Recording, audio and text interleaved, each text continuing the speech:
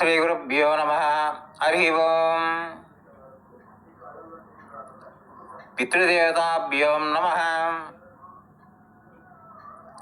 మహావిష్ణుస్వరూప సకల బ్రాహ్మణేభ్యో నమః.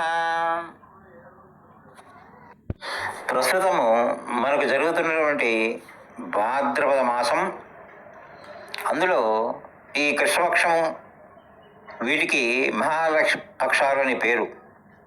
ఈ మహాలయ పక్షాలలో చిట్ట చివరన వచ్చే అమావాస్యని మహాలయ అమావాస్య అని పేరు.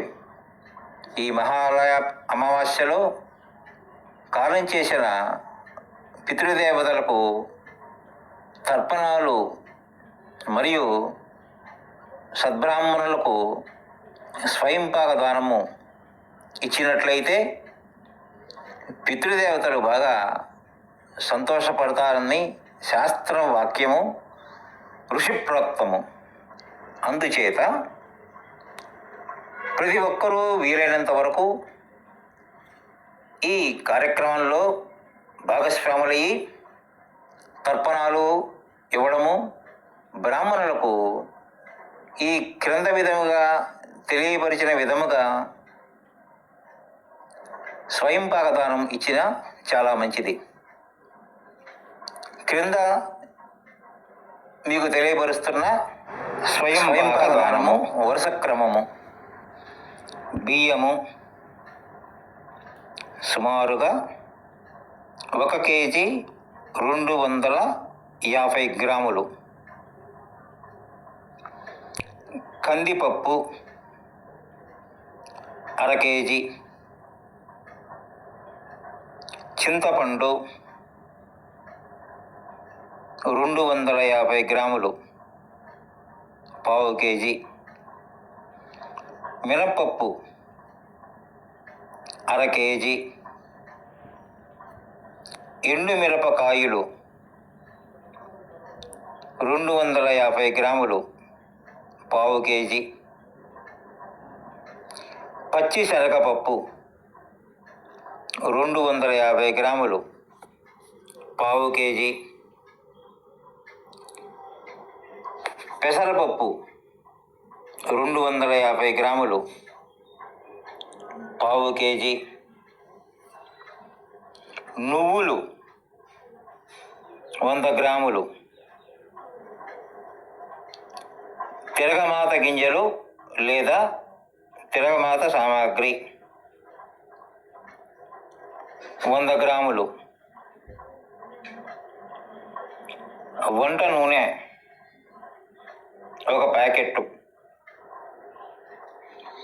బెల్లము 250 గ్రాములు, 1/4 కేజీ, ఉప్పు ప్యాకెట్టు 1,